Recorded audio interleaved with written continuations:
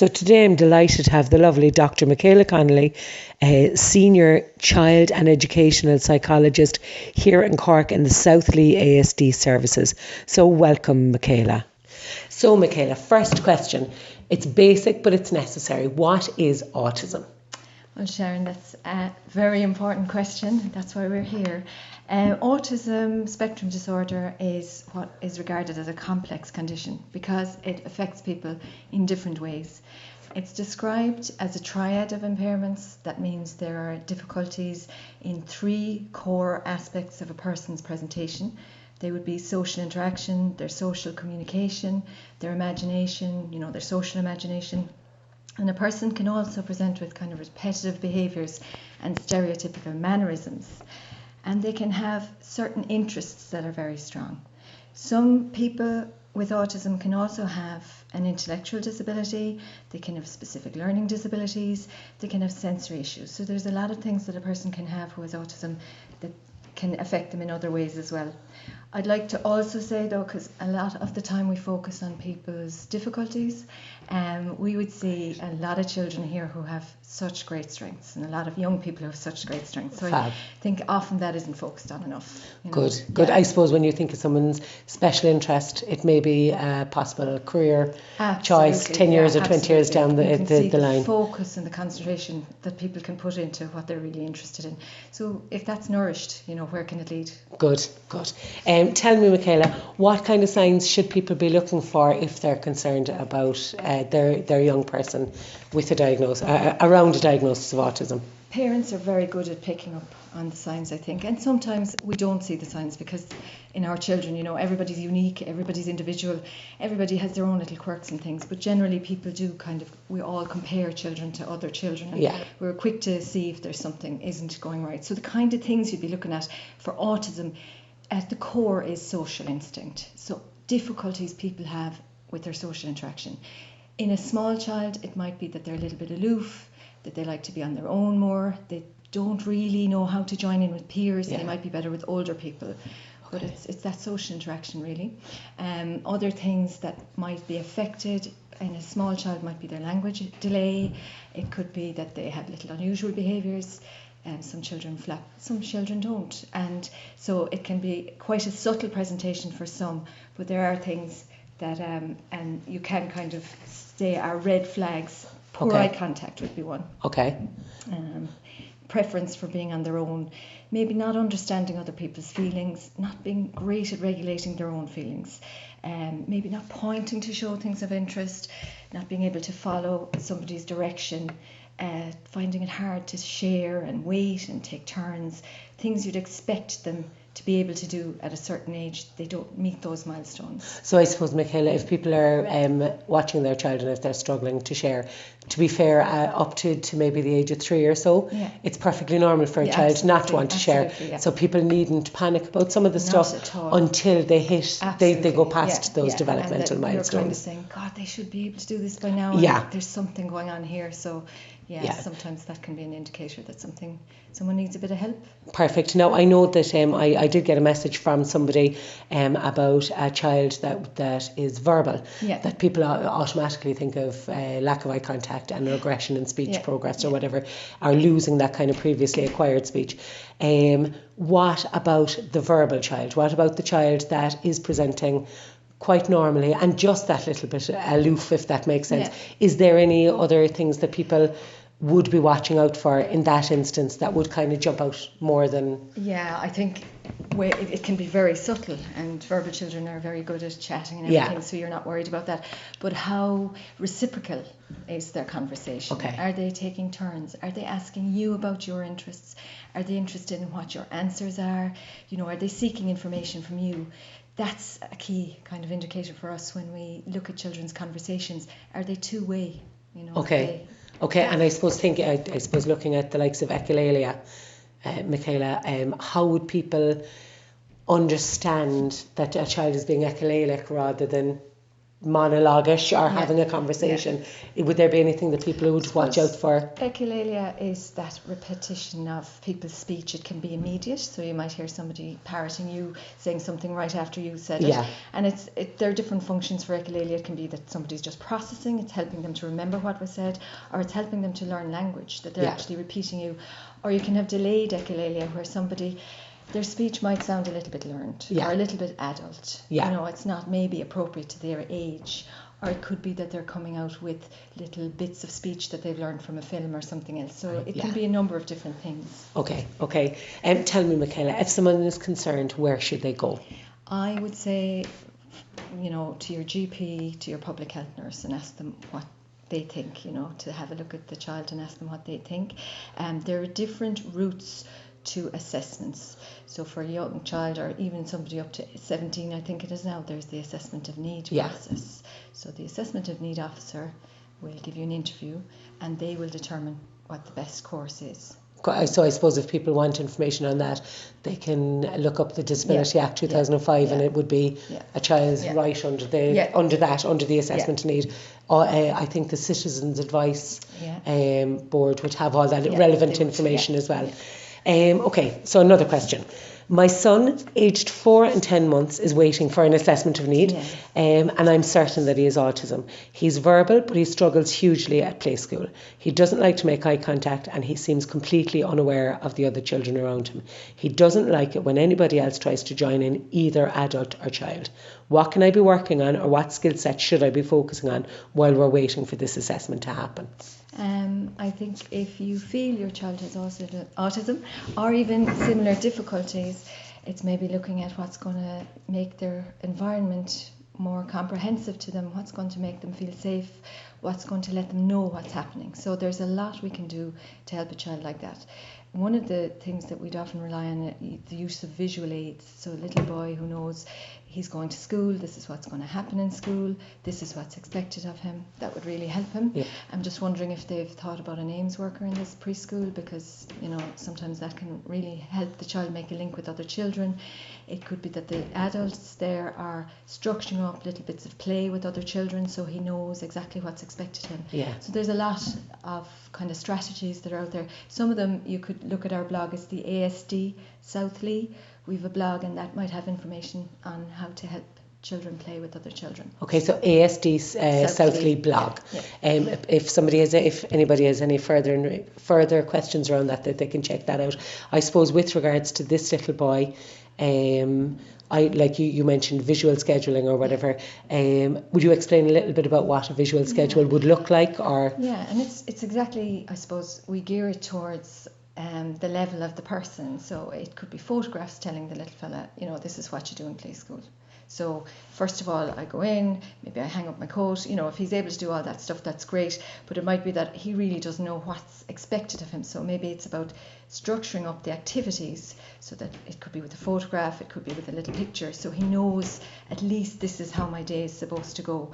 Maybe one of those pictures could be I play with other children for a little while. And it could be even for 2 minutes that he shares a space with other kids.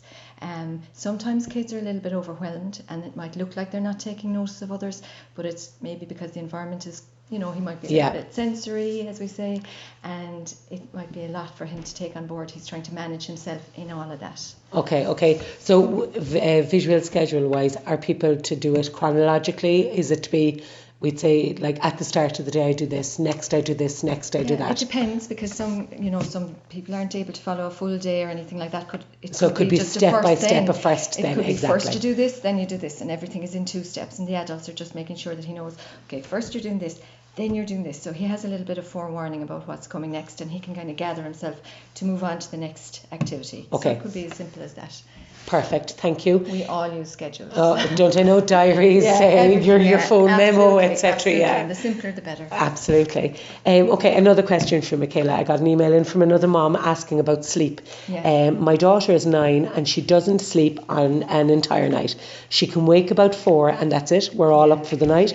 Or she might not fall asleep until 12 or 12:30. Do you have any recommendations or strategies on how to deal with this? sleep is a huge issue, because if a child isn't sleeping, it's likely that nobody else in the house is sleeping. Oh, absolutely. Either, and everybody's under pressure. There's different things about sleep. There are the children who can't fall asleep, and there are the children who can't stay asleep. So it's thinking about what's going on for the child. Is are they able to kind of settle themselves back, or how are they settled? What's the reason behind them not being able to sleep or whatever? So some of the things that you can do are just to look at what's going on for the child in the day. Are they kind of relaxed and calm when they're going to sleep? Have they done a brain dump, if you like? Because some children with autism spend the whole day so busy being and doing that they need to process it all at night. So they're lying in bed, and you can hear some children who talk themselves through the whole day. So it might be that you find a little time to do that with them, or to allow them to do that. Making sure children have physical activity. It could be that you do some deep pressure activities if children like deep pressure, which is that nice firm deep pressure into their joints, which is very calming. So obviously use this with advice if you're following an OT program, an occupational therapy program, but also lots of parents find their own ways, and lots of children find their own ways of getting deep pressure in. There's things like rolling and squishing with blankets. There's massage, there's self squeezes. So it's kind of giving that pressure in. Decrease time on electronics, I'd say. Just make sure that screen time is, an hour or two before bed, if you can, to let the child slow down and kind of relax. Minimize sound and light in the bedroom. Blackout blinds for small children might be good. Putting toys and clothes away, not having clutter in the environment, because that can be very distracting for some children. So keeping it really kind of calm and neutral if you can. Having a cooler bedroom is supposed to be good for all our sleep. Not, I suppose, in line with the deep pressure stuff, not having too much rough and tumble or exciting stuff before going to bed, not having things that alert the child. A light snack 1 hour before bedtime. Some people say that cherries and oats are very high in tryptophan, which promotes melatonin production. So melatonin is a natural product that we have in our brains that kind of promotes sleep. Some people swear by warm baths to calm muscles. Looking at materials that the child is wearing, that nothing is too alerting either, that they're nice. There's no tags, there's no tags, cuffs, nothing like that. And deep breathing, I think. Breathing is really important skill to teach children. That kind of belly breathing or finger breathing or lazy age. Absolutely. Just teaching that. Perfect. I suppose another thing that we do in our house, Micaela, is we have we either write things down and we rip them up, or if somebody wakes, we have a journal at the side of the bed that somebody can write down something that pops into their head as they get older, obviously, that it's not a younger child. And the other thing actually that I know a friend of mine is using at the moment is the fairy door. Is that what it's called? The fairy door company. That they have a worry hand, that you put your hand on the plaque and that your worry is taken away. And that seems to be working really, really well for some younger children that I know of at the moment. So, I suppose sleep is a huge thing across all houses. And if you have multiple diagnoses, you can have one child up half the night and one child and you're torn between them all. But maybe if it is a real issue, maybe talk to your GP. That sees there any advice that they would have as well. I suppose there is a supplement for melatonin that people can acquire if the need is great enough. And it's all very individual. And it is exactly. Just trial and error in some cases. So next question for you, Micaela, is my son is 6 and he acts crazy around his peers, particularly the ones that he likes. He tries to be funny, but instead he appears odd. I see the other kids laughing, sometimes uncomfortably at him. He'll comment inappropriately and he'll make strange noises. This doesn't happen when he's in adult company or when he's with peers that he actually doesn't care about. His diagnosis is Asperger's or high functioning autism. Why is he acting like this? And the second part of the question is, what can I do to help change the behaviour so that he has more meaningful interactions? So I suppose, first of all, to discuss why is he doing this? Maybe any ideas? I'd say it sounds like he's excited and he's happy and he gets into what we call that kind of silly mood, but for him it might be a little bit, exacerbated. A little bit of anxiety maybe just because he wants to impress. I'm only guessing now, Yeah. 'cause of course I don't know what the little fella's feeling, but there's some of the things that he really wants to get on with them, and he wants to do the right thing, and maybe he's under a little bit of pressure because of that. Yeah. And then second part of the question, what can I do to help change the behaviour so that his interactions are more meaningful? I think him knowing maybe a little bit about what the behaviour looks like, because he mightn't really know that he goes into that kind of silly wiggly, what they call the yellow zone, when he's with the guys. So maybe giving him a bit of feedback on that, and maybe helping him to be calmer around them. So to understand that, look, gosh, sometimes I go into this kind of mood and I really don't know how to calm myself down. So it's really about teaching his awareness around it, and maybe what he can do to help himself be calmer, and to realise what effects his behaviour might have on others. Okay. So he might be getting all that. So it's like literally it's almost like identifying in his body the physical feeling that he's feeling. Yeah, of excitement. Exactly, that kind of tense tummy or that kind of tense muscle. And how to relax that and to tone it down a little bit.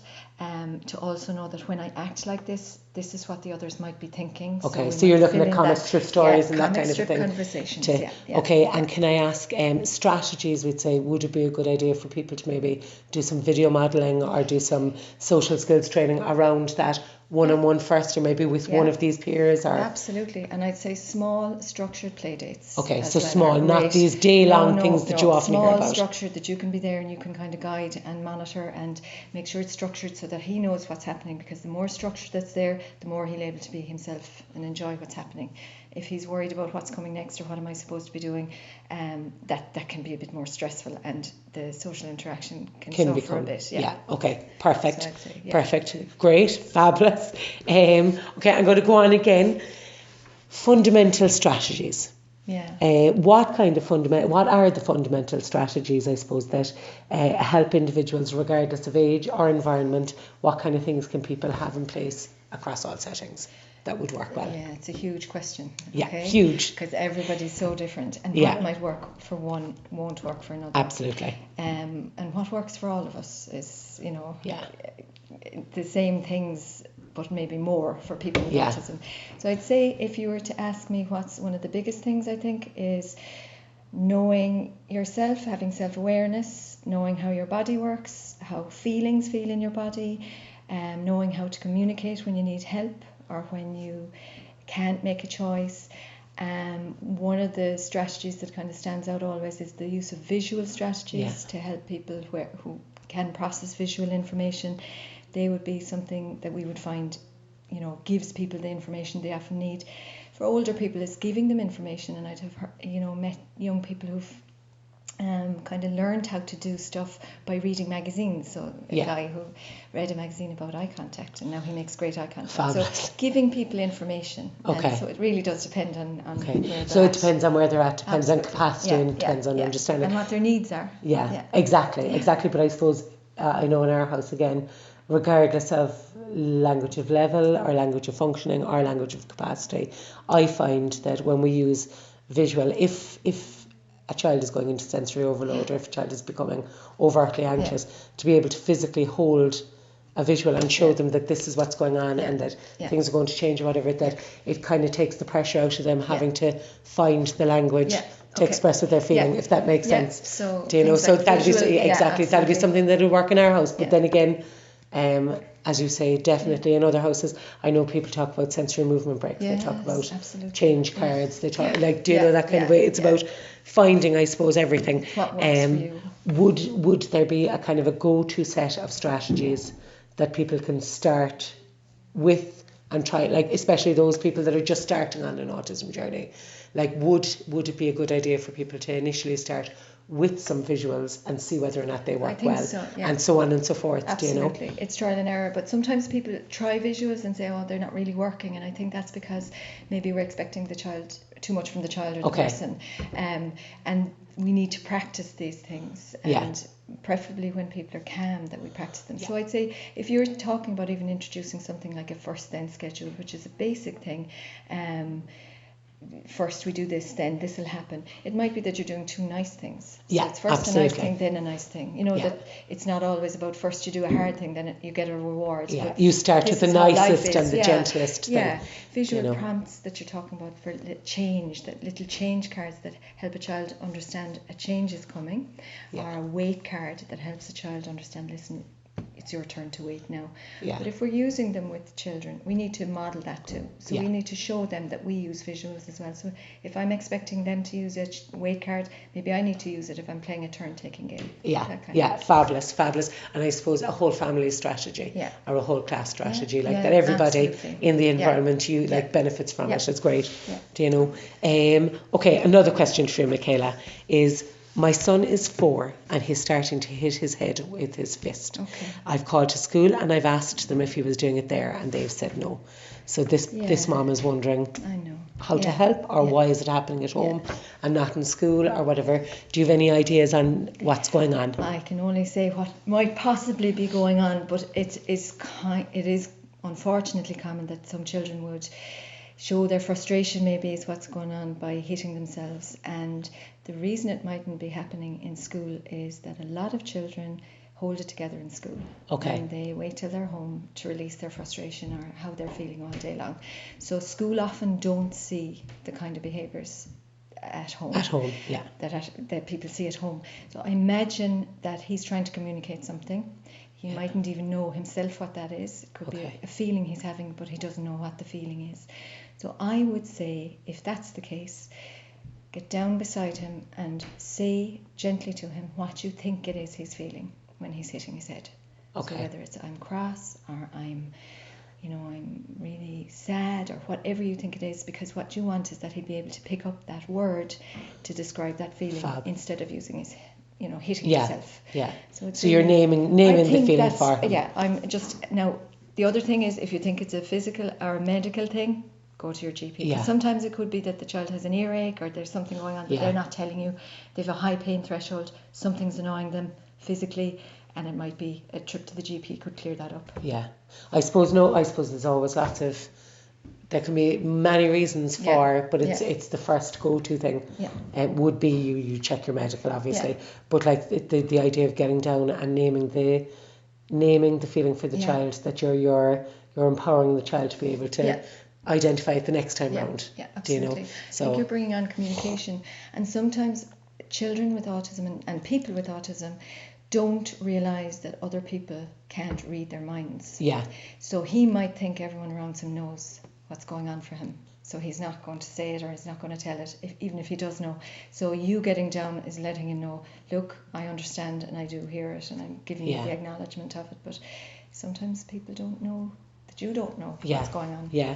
With regards to that same question, Micaela, where school is concerned, we'd say, and where home is concerned, would it be a good idea, if things aren't improving or if the child isn't picking up on the kind of naming it for him, would it be a good idea to try and document, I suppose, things that happen prior to this behaviour, and kind of monitor it over a length of time? I think so, and I think saying it to school as well, saying, look, I know he's holding it together in school. I know often kids with autism do that and they come home. So it might be a sign that we could change something in school to make it more comfortable there for him. Yeah. So it might be that in school, whether it's breaks or whether it's just looking and seeing what's going on for him. Is something going wrong for him? Is he under too much pressure?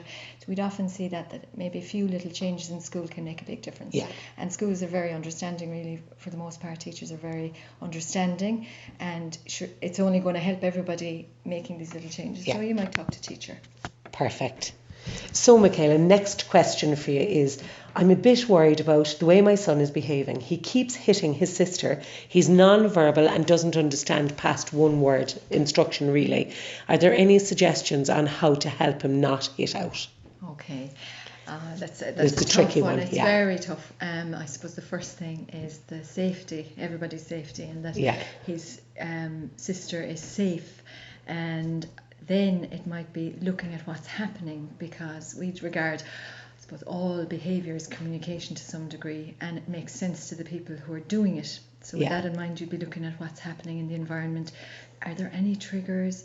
is there any, sometimes it's a sensory thing, so a little one is making a noise or something, and that can be a trigger. So it might be looking at those things, getting in on time, maybe before he's gone into that kind of red zone where he's going to be hitting.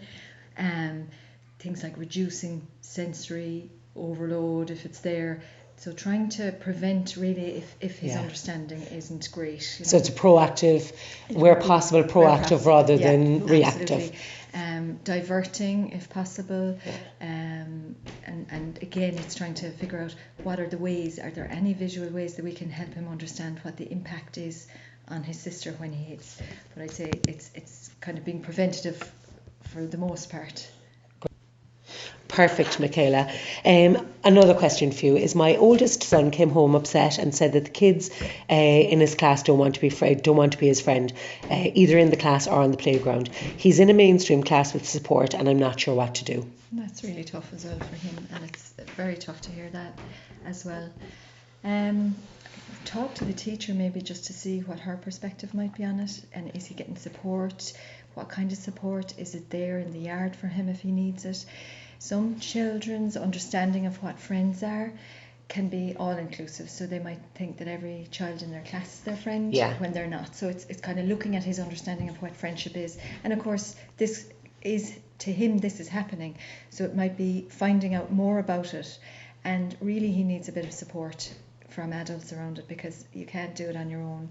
I suppose structuring games or whatever in the class. Possible, in the class and in the playground, and just looking at, is there anything that would maybe make links with the other children for him? Has he got friends outside of school?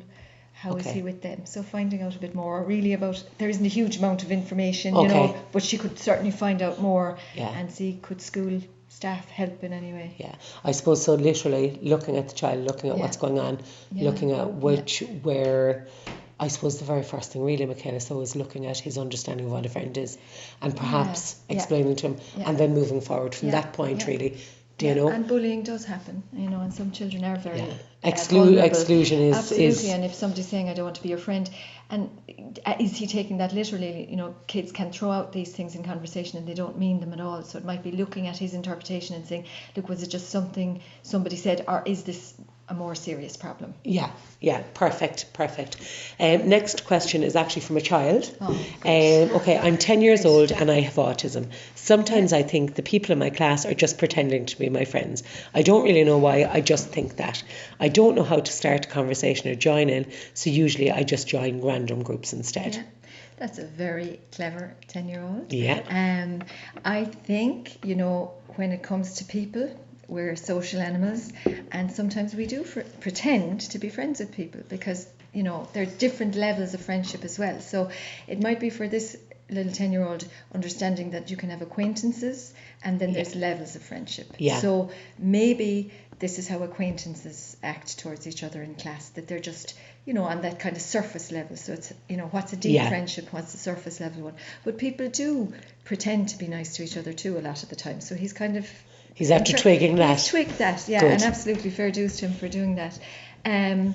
For joining in with people, that and can for the conversation starters and stuff. That's really that's maybe practice. Okay, maybe looking at what the others are doing and maybe practicing that at home, and seeing how true does that ring. You don't have to say much in a conversation in a group. You just have to be able to join in and maybe respond every now and then. But really, some people do all the talking in a group, so you just want to be able to find out where's the bit where I stand there and what do I say, what do I do. But it doesn't have to be a huge amount, but just to be comfortable there. So it's practice, really. Okay, so practicing those strategies and skills at home, so that they can be relayed in the group. And maybe it's about having a social skills group in school, where that could be done with a couple of other children who would like to know how to do those things as well and practice them. Perfect.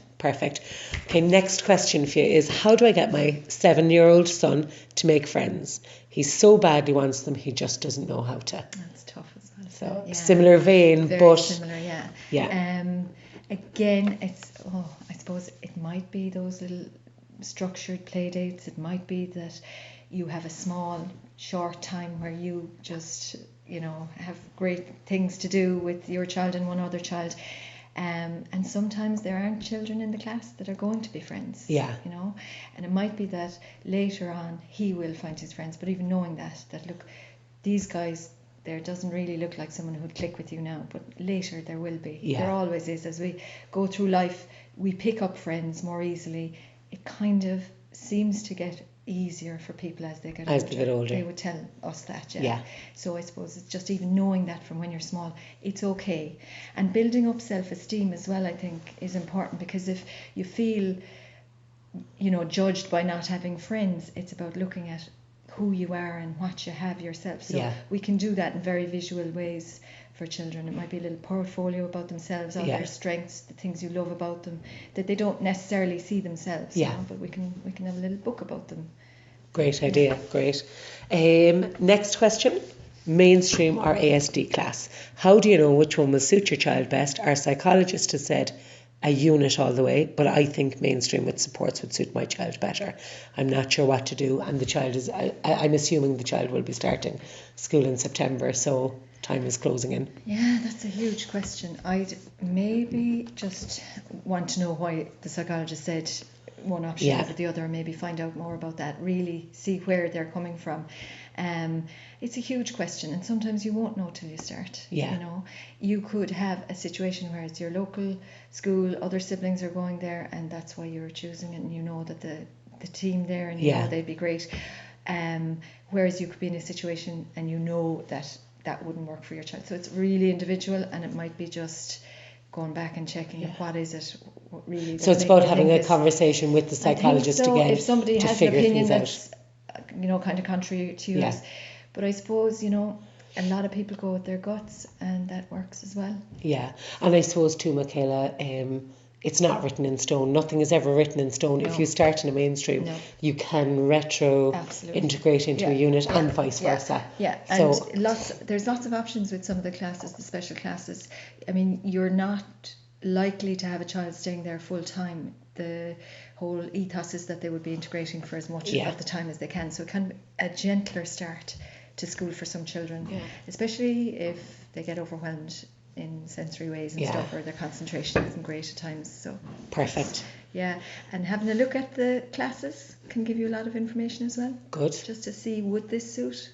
Good, yeah. And I suppose all schools are open to meeting with parents beforehand, and it's all a huge decision. Yeah, absolutely. But and the other thing, I suppose, as a parent myself, one thing I think is important to say is that regardless of the decision that's come by, once the decision is coming from a space of wanting the best for your child, after that it's not a wrong decision, really. Absolutely. Do you know? And things can change, as I say. So, okay, big one now, food. Food is huge in the area of autism, as you know. Absolutely.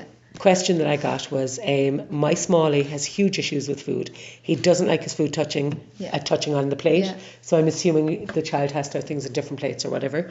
He only eats plain food. He eats mashed poppy with butter and salt, or he'll eat white bread with butter, were the two examples that I was given. Why is the first question, and the second part is, how in the name of God can I get him to try new foods? Why? There's different reasons. Some children really don't like the textures, and some children just go for maybe the routine of certain colours. So you can have some children who only eat the white diet, maybe. That's you know. I think trying to look at the sensory might help. So playing with food, playing with dried food, seems to be, you know, there's a stage to kind of progressing from dry to wet. Big maybe beans and things like that, just playing, burying toys in them and playing with those kind of things, and getting used to different textures can help. But it can be slow progress in general, the food thing. Get on to GP if you're worried about nutrition. Dietitians, nutritionists, etc. Maybe talk to, if you've got a multidisciplinary team, if you could talk to them to see if they have any ideas. But it is a very common problem. No harm just keeping other food on the agenda by having it even on the table. Or if the child is able to sit in a group and eat just other people eating their different things, showing that this is normal, maybe putting a little bit of something on the plate, on the corner of the plate, the corner of the plate. So it's like a progressive desensitization almost. And I suppose, I know I was a very fussy eater as a child, and I eat everything today. Yeah. So I think it's a developmental thing too, where it can be. If it's a young child, this would be quite common. Yeah. But worrying still. No doubt. Thinking about brain development and all that. Absolutely. But again, reassuring that we all get to a point where we can actually eat more than one or two things in a diet. Okay. Next one is, what's the difference between pre-verbal and non-verbal? My 4-year-old says random words or repeats things from Peppa Pig, his favourite programme. So what is the difference, Micaela? I suppose it's pre-verbal is before speech, so we might have a lot of pre-verbal behaviours that are communicative, so it could be pointing. It's those things that show us somebody is communicating, it's looking, it's kind of orientating to us, whereas non-verbal is when somebody is not using speech, they're not really using it meaningfully. Okay. Because I know there's a kind of a debate where some people say that the child might be scripting from a TV program or whatever. And some people would categorise that as pre-verbal as well, because there's no function. Per se, although going back to one of your earlier answers, the child is trying to communicate something, maybe they're processing that speech or maybe they're trying to learn a new word from that or whatever the case may be. And I've seen children using scripts to communicate. So something like maybe, what was it? Something from Dora the Explorer about Swiper. A child who didn't want somebody to take something off her, she'd say Swiper, no swiping. So she was using that communicatively, even though it didn't sound like didn't sound like it was no, perfect. Okay. Is it possible, Micaela, to access full-time SNA? Not officially, to my knowledge, no. Okay. I think what schools are given is, this is your SNA allocation, use it wisely. Yeah, that's what I think. But you can always talk to your special education needs organiser about any of those questions. And you can access all that information on the NCSE website for who the CNO is in your locality. Perfect. I suppose it's a question that keeps coming up because it does. It's very emotive, and people want help for their children and they want the best for them. So, absolutely. Okay, my daughter won't talk about how she's feeling or when things upset her. How do I get her to talk? Big question. It is a big question. Very big question. Timing is one thing. Maybe she needs to process what she's feeling before she can talk about it. So it might be having a time when you just sit down and have the chat about what's important. She might know what she's feeling, so she might know what the feelings are. So just check that she really knows what it feels like to be sad or what it feels like to be lonely. A lot of kids can tell when somebody else is sad or when somebody else is angry or lonely, and they can't identify it in themselves. They haven't that embodied feeling in themselves, or that link between the body and the brain isn't so strong that they know exactly what that feeling is. So it could be, again, you're naming it for her. You might be saying gently to her, look, it looks like you're sad because. So it could be that you're telling her what you think she's feeling. Hopefully she won't mind being told. And it can also be that she might think what she's going back to that theory of mind again. You already know you're an extension of myself, and you can read my mind. So that can be one of the issues. So one way might be to use comic strip conversations. So they're the little drawings that you can do, pencil stick drawings. Carol Gray came up with them initially, but you can use these yourself. A little stick figure of you chatting to your daughter, and you could have a speech bubble coming out of you saying, I wonder what is making you sad, or I wonder what you're feeling. And in your thought bubble, it's empty. So she gets this idea that actually mom is asking me this question, but she actually doesn't know. So it's just a very visual way. Does that make sense? I know you'd have to see it probably. No, absolutely. But it's using these visual ways of showing that actually I have no idea what you're thinking until you tell me.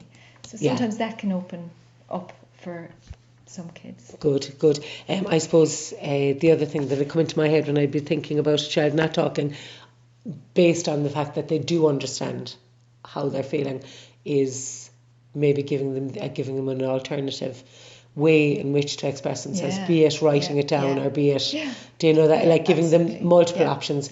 As I say, based on whether or not they actually understand the feelings themselves. People aren't always verbal. Exactly. That's not always how they think. That's not always how they express themselves. are those abstract things that you find really hard to put into words, like feelings and thoughts. Exactly. That one word might describe everything that you need to be able to write it down or whatever.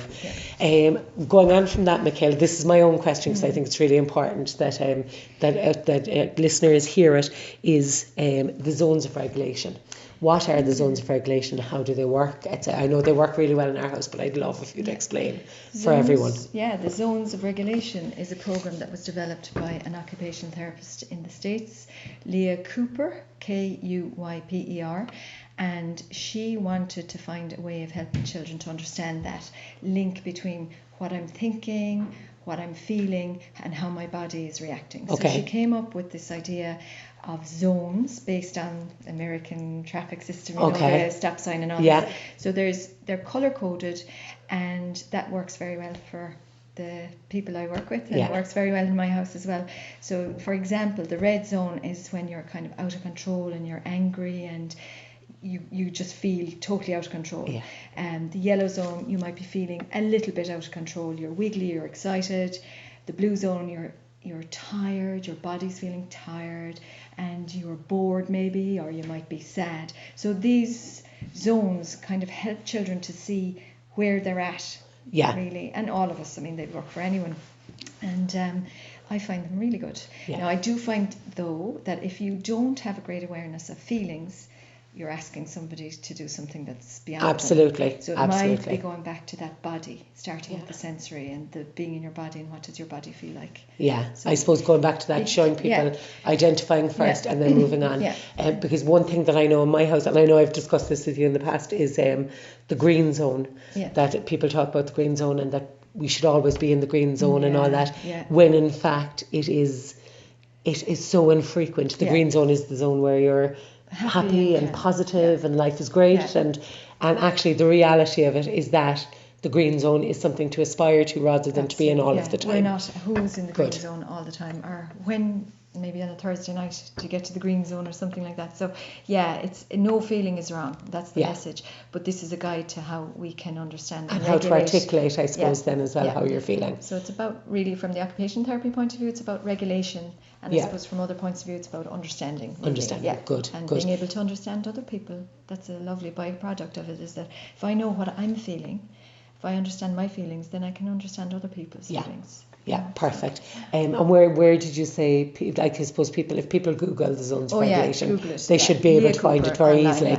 Perfect. I'm glad now you spoke about that, because that's been a huge benefit in my house, do you know? Okay, next question. How do I tell my child about his diagnosis? He's 13 and his self-esteem is fragile. I'm worried it could tip him over the edge, but still I wonder if it would help him, or should I wait? Very tricky question. It's very tricky, and it really depends on you being ready and on how ready you think he is. It might be that he needs to know, because it might explain a lot about what's going on for him. 13, we're all about identity, being in the group, where do we fit, and extra information would be, I have something that makes that all hard for me. So is it good for him to have that? Will it have a positive standing? Will it help? I suppose it's really about being ready yourself, knowing how you want to tell him and what you want to tell him, because what you're telling him is a lifelong, this is a lifelong condition, and you want it to be as positive as possible. You want him to have hope that knowing this will mean that my life hopefully will get easier. So there's, I suppose I'd start it by thinking about how you're going to do it, what you want to say, being ready, because it could be that he has suspected it already, and that it might come as a question, and maybe starting to look at him and how you can boost his self-esteem. So there's, again, on the blog, there's some tips about telling your child, and there's some tips about boosting self-esteem as well. Good. So the ASD South Lee blog. Perfect. And I would say knowing that you have autism or Asperger's opens the doors to a whole world of other people with autism and Asperger's who totally understand you and where you're coming from. It gives you that peer group that you can relate with, and that can be hugely positive. Perfect. So I suppose the big message here is you read it's very individual. It's about looking at the child themselves and making sure that whenever you tell the child that it is from a positive footing, that is the most important thing. That you're ready and comfortable with it. And I suppose it's very hard to be positive in disclosing a child's diagnosis if you're feeling very uncomfortable or upset or sad by that diagnosis. So it's about kind of bringing it forward positively. I know in our house, one of the strategies we used was a child having a huge meltdown, and life couldn't have gotten any worse at that particular moment because there was nowhere further to fall, is the way I put it. And we brought in the autism diagnosis at that time and explained that actually this is why your body is behaving like this. It wasn't an identifying factor. It was just, this is the way your body is behaving. This is the name that we have for how your body functions. And that it's not that you're a bold child or a bad child or not a nice person. It's just that this is how your body functions. We need to figure out different ways to help it. And that allowed for him to move forward thinking that actually I have a name, so I can move forward, and it's not me. It's not me. If that makes sense. Do you know, that's only one. I've no doubt that there's millions of ways in which to tell your child, but that was one of the strategies that we used that was positive, I suppose, in its outcome. So made sense. Okay, I'm going to ask you another question. I'm watching the time now as well. Okay, how can children in the same family be so different? I'm looking at my 8-year-old who is not diagnosed, and I'm seeing that he's ticking lots of boxes. He does lots of wriggling, he talks to himself, he takes himself out of situations, and he definitely avoids people. He has 2 siblings with a diagnosis and 1 without. Both of the siblings with the diagnosis are non-verbal, and both actually have an intellectual disability as well. So she's wondering, should she follow up on these thoughts, or is she seeing autism everywhere, I suppose? Do you know? I know. People are so different, and people on the spectrum are so different, and I suppose that's why they call it a spectrum.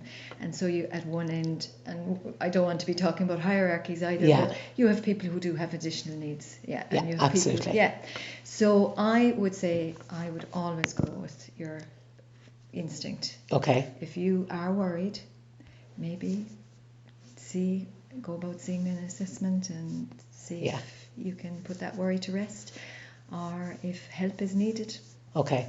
So follow your gut is what you're saying, Micaela. So, Do you know, I suppose autism parents tend to almost see, we do tend to think that we see autism everywhere, but actually when you're living with autism all of the time, it makes it a little bit easier in some instances to see. So follow your gut, trust your instinct. I would. Okay. I know so.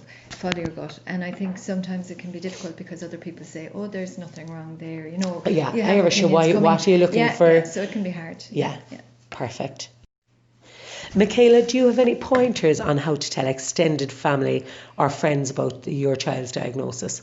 Yes, I suppose keeping it simple anyway. And sometimes giving people stuff to read can be good. They can go away and digest it. Answer questions. Sometimes people won't believe it, or you know, they'll kind of find it difficult, and they'll be very sad as well. You know, if you're telling your mum or your dad, they can be very sad for you and for their grandchild. So for grandparents, there's a lovely book, Autism and the Grandparent Connection. I can't remember now who wrote it, but it's Autism and the Grandparent Connection, and how best to help an autism mum is I've heard Sharon King's book. So how best to help an autism mum. I suppose that book is good from the perspective of a parent, and if somebody reads it, they can see actually this is what I can do to be helping this parent. So do you know? So that's good for people who do need to know. Good. I suppose so. It's important. The other thing I suppose is that extended family or friends, that sometimes they can actually be a very valuable additional network. Absolutely. And like I think particularly grandparents, that sometimes a child can have just this innate connection with the grandparent, and that there's no need for these schedules. There's no, they can just be with the grandparent, if that makes sense. Just themselves, and there's that, as you say, there's that connection. I think sometimes it's about who do I tell, when do I tell, and you can get a diagnosis and people are immediately like, who should I tell?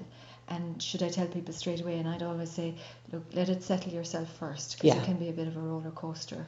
Sometimes you look at your child and say, he doesn't have autism. Yeah. So you need to be ready yourself, I think, to tell. And in some ways it's on a need to know basis, because your child is going to grow up, and they might feel differently to people knowing. I was just about to say it is your child's information, it is, and particularly for a child with I suppose a more high functioning diagnosis, for lack of a better terminology.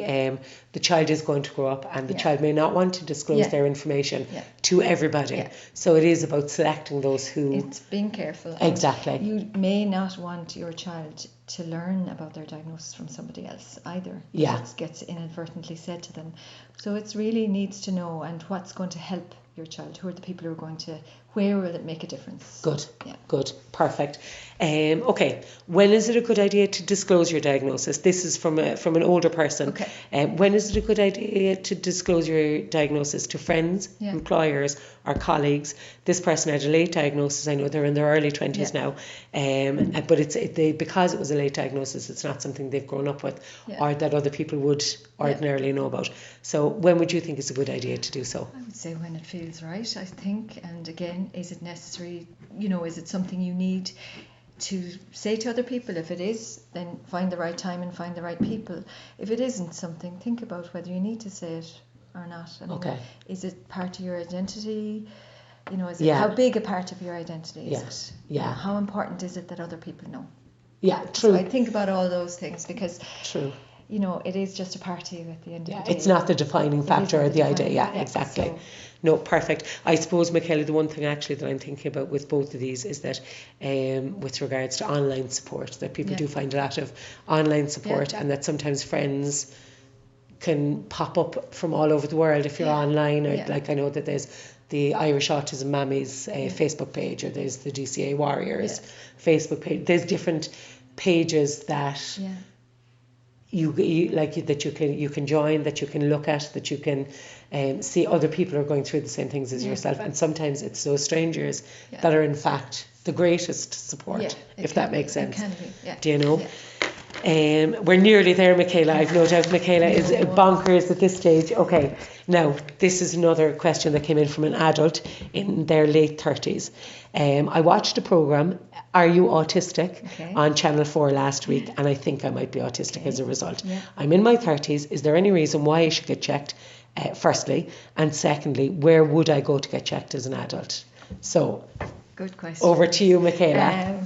Well, I think if somebody really suspects that they might have autism, and that it's important to know if they do or not, it's important to know, So do get it checked if you need to. Again, it's some people live with autism and they never know they have a diagnosis, and it's okay. Some people live with autism and it's not okay, it's tough, and sometimes having the diagnosis explains an awful lot. It can really help you. It can explain why things can be difficult, and it can lead again to support. That's specific and necessary.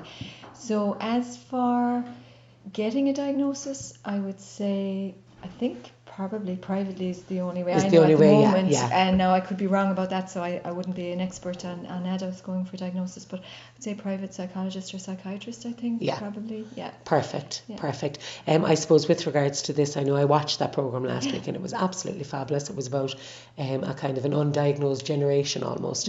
And I know the stats showed on it that out of 750,000, I think there was about 88,000 people would have come up as possible people with autism. So I've no doubt that this person probably looked at that autism quotient that I've spoken to you about before. I suppose for anybody that is unsure or uncertain, that autism quotient questionnaire is probably the first step. Take a look and have a look and see. But I do think it's right. I think that lots of people do tick lots of boxes. But they choose, like, they have lived to be 30 or 40 or 50.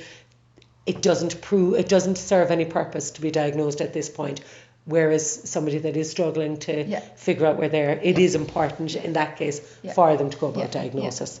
Do you know? If it helps, if it explains things, and if it leads to support and your own understanding of yourself. I think your own understanding is the biggest the biggest part of it, really, do you know? And I suppose if it's going to have a positive impact on your self-esteem is the other thing. It is a big deal. You know, it is. Okay. My daughter is refusing to go to school. Every day descends into panic and upset. I can't force her to go, but I'm really at the end of my tether. Now, she doesn't say what age the child is or what kind of a school or anything like that, but do you have any idea as to... It's really tough. Yeah. I would be careful, I suppose, about this because, of course, I don't know what's happening, but forcing somebody to do it day after day might lead to, them refusing altogether because it's just too hard, and I'm sure it is so unpleasant for everybody to be going through this, and it's so stressful.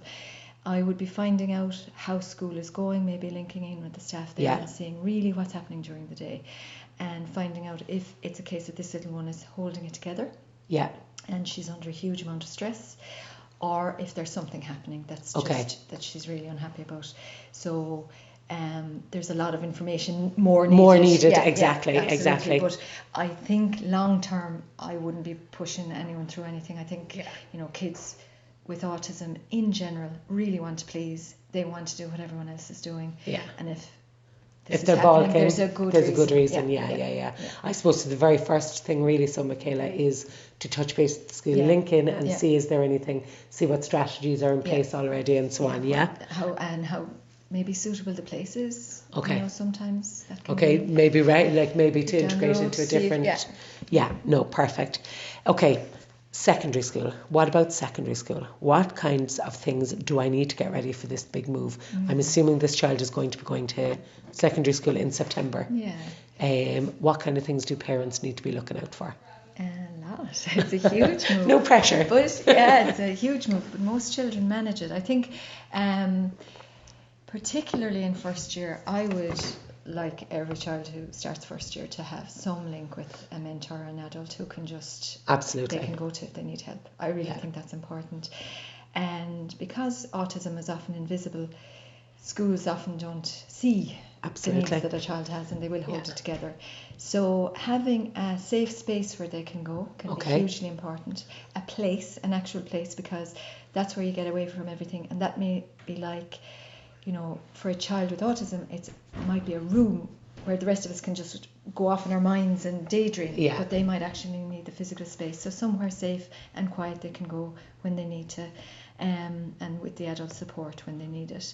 Definitely orientation and help with organisation, colour coding your books. There's a lot of different strategies, and there are transition packs that you can look at. Absolutely. There are different kind of things online to help prepare, but orientation, knowing where everything is, knowing what's expected, going through social rules. So you can imagine, if you even think about it from your child's perspective, just even to go through it in your mind, what the steps would be that they have to do to get there. Yeah, it's actually very big when you think about it. Just so to breaking it down to the little in your mind. And school could be helping, because often they will be the ones who can start working on the organisation skills and the colour coding of subjectives, those kind of things. So primary schools can help prepare for those. For secondary school, the organisational aspect. So they could be. I suppose, and even orientation days before the child goes into school, being able to see the space. Maybe I know that one strategy that can be quite beneficial is videotaping yourself navigating the pathways around the school, but not only in moments of quiet time, also videotaping in moments of very busy time. Like obviously not videotaping any child, but videotaping face down, so that people have an understanding of how the auditory stuff is going to be, how bright the lights are going to be, how they're going to navigate those kind of crowds, the number of people that are going to be there even. And using the toilets can be an issue. Using lockers can be an issue. Absolutely. Asking for help can be an issue. So really it's about having a good link with staff there, that they have a really good before the child even starts. So it could be even a one-page passport that can be passed around to the relevant staff about your child's needs and what suits them, what they like, and what to do if they do. And contact details and so on and so forth. So one page, and it's just there that they can get when they need it. Okay, so I suppose keywords there is communication passport, detailing what your child's needs are, detailing what levels of support, what strategies might work for your child in moments of need, and making sure that information is disseminated amongst all relevant staff. Okay, perfect. A big one for you, Micaela. Sexuality and autism. Now, the question that I'm going to read is, how do I broach this topic in a positive way to make sure my son, who is pre-verbal, understands and stays safe? But I'm going to add to this myself. How do you broach the issue of sexuality and autism across all levels of functioning? Yeah. So, I suppose having an idea about what the developmental level of your child is, yeah, and what their understanding is. Okay. Obviously, first of all, how much do you need to give them? How much are they ready for? Okay. So Jess, knowing that, the NAS, maybe the National what's the Autistic social Society, has emotional some level your good child is at. information Would they on be like, how you might you know, talk to 3-year-old, your child like about 7-year-old, sexuality 9 and and 11-year-old, the different and aspects of pitching it, it to from the that. physical Okay. changes that they might be going Sexuality through, to the is so relationships. important. Yeah. And But all like that everything stuff. else, it's about information. Fiona Spears Okay. It's about what do they has need a to know lovely and how can I program show them. for So it could be young using people visuals, on if the it's just about spectrum. explaining Again, how it's things a work. kind of SPH What age is your program, child? so Okay. What you would could you do look for her up another online, Fiona, child? SPEIRS. Level. Yeah. She's got some good Yeah. information. There are programs out there. But some again, very it's good programs. pitching it to the child's developmental level. So looking at, I suppose, one of the books that I'm thinking of cognitive is ability and that we and I use in our suppose house is social-emotional, the because good, you've got the American very Good Girls bright Guide, person, very good. the care and keeping of you. ready for- There's part 1 and part 2. The part Yeah, 1, absolutely. literally, And I suppose suppose my biggest thing, Micaela, around this, Yeah. and how to look after yourself physically and stuff. when people think Whereas about the sexuality second part and deals autism, with they immediately the think of physical somebody that relationship is aspect of nonverbal things, presenting with kind of challenging behaviours where they might be behaving inappropriately or whatever. But actually, it's really important for kids that and young people and indeed adults that are in relationships to understand how to navigate relationships, to understand the rule of no, that if somebody says no, that they mean no, regardless of the stage at which a relationship has gone to or whatever. It's navigating all that complexity, do you know? Absolutely, yeah. And they're things that everyone needs to be taught these days. Absolutely. So that's a very live issue at the moment. Yeah. So it's about giving information Yeah. and not assuming that somebody will know it. Exactly. Not everybody inherently knows No. what we think they might. I have got 3 more questions for you. You'll be glad to know. Okay. First, are there any books I can read to better equip myself to deal with my 11-year-old's meltdowns? He's getting bigger and stronger, and I'm not sure how to deal with his aggression. That's tough. And it could be that at 11 we could be talking about onset of puberty as well. So you might have hormones kicking in, and you might have somebody, different kind of pressures that an 11-year-old might face. There are lots of books out there. Some of them maybe going back to things like the zones regulation and making sure that he understands what's happening in himself when he's having a meltdown. That's probably not the best time to be talking to him about it, but it might be that putting in some strategies to support him and prevent the meltdowns, or even just to let him know this is all it is. So it might be books for him as well. We've a resource list on the blog. Great, ASD, that would be good to have a look. Perfect. There's a lot of books there that might give you some ideas on this. But the aggression, again, it's maybe him not understanding the impact of his behaviour. Okay. If he's not able to control it and he's lashing out at people, we have to look at how do we prevent it either, or try and help him to understand control it and understand it himself.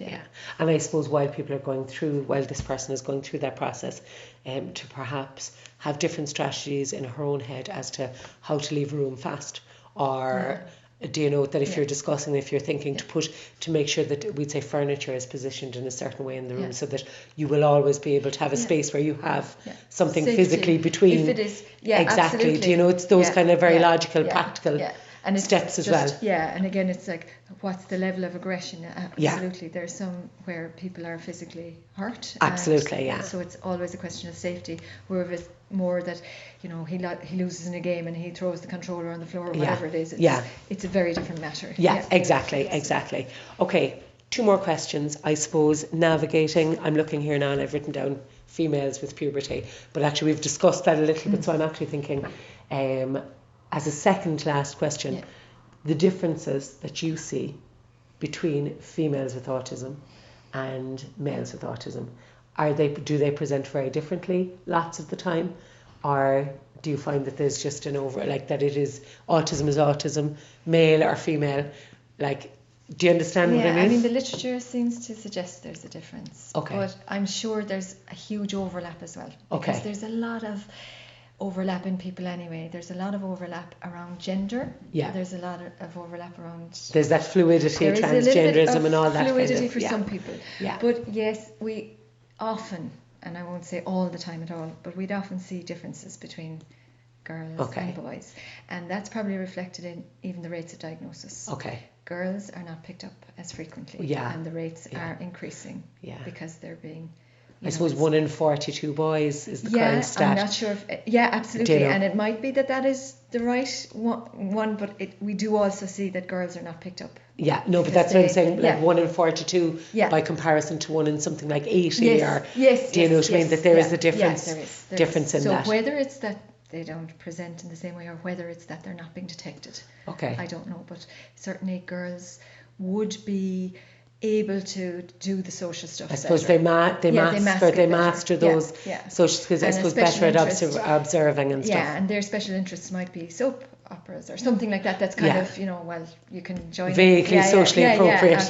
So, and I think some of the girls, and this could be just at the moment, so it's probably not reflective of everything, but they kind of suffer in silence a little bit and can be a bit more withdrawn and internalize a lot of stuff. So that can, some girls, and that can make it kind of difficult. The anxiety can build up and the upset can build up, so they can get very upset very quickly. At the end. And I suppose puberty, going back to puberty, the puberty can exacerbate those kind of feelings, that kind of silent suffering almost, and make things internally worse for the child. So it's about kind of knowing how your daughter, if you do have a female on the spectrum, knowing how they function to ensure that you're spotting the cues, spotting the kind of picking up on their very subtle communicative styles and stuff. Yeah, and they can feel very different. Sometimes the girls can feel very different to everyone else, so they can carry that along with them in silence. It's tricky, geez. It's very tricky. And I suppose the final question I have for you today, Micaela, is siblings. How do you best support the sibling of a child with autism, or I suppose the sibling of one child with autism, or a sibling with multiple brothers and sisters with diagnosis? How do you support those individuals? How do you protect their self-esteem? How do you look after them and make sure that they don't feel neglected? Or is there anything that you could suggest for that? Do you know, I think people are already doing it. To be honest, I think people are always thinking about the other little ones. They're not getting the attention. And often siblings will say what they're feeling. And they're most of the time people are saying to me, he said this, he said that, and I'm saying, well, they are saying it to you. They know they're being heard. If you can make time, time is precious. If you can have a special time with the sibling, and reassure them, I suppose, that you understand this isn't easy. Okay. There are books again out there for siblings just to explain, why does he always get to go to the nice places? Why does he get to see all the nice people? Why are you never cross with him?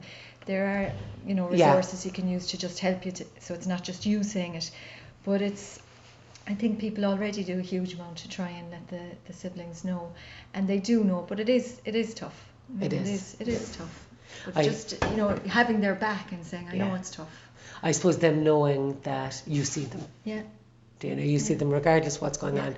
You see them and that they are important. I know in our house it's all about giving that child the extra responsibility or the extra job sometimes, to give him more of a sense of importance, if you know what I mean, but also catching him when he's doing good things, catching him and praising him at those moments and kind of acknowledging how wonderful he is. Or I suppose, as you say, making time. And actually one thing that we do in our house as well is we do we've done little group projects where everybody, the family, everybody has, and everybody slots into the role that best suits them, so that it encourages that kind of relationship with siblings in between, between the siblings, regardless of diagnosis as well. Do you know? And I think sometimes we use the term special needs. And an odd sibling has said, "Am I not special?" So it's about, yes, you are special. And if you're doing something nice for the child with autism, or if you're doing something like the zones and your visuals up, use them for the sibling as well if they want, Absolutely. Include them in the strategy so they don't feel it's always all the attention is going to one and not the others. Perfect. Micaela, thank you so much You're for so welcome. coming on the air today. I was absolutely very delighted welcome. to talk to you. And we'll touch base again soon, no doubt. And I've no doubt that everything that you said today is going to help so many different people on their autism journey. Thanks a million, Micaela. Thank you.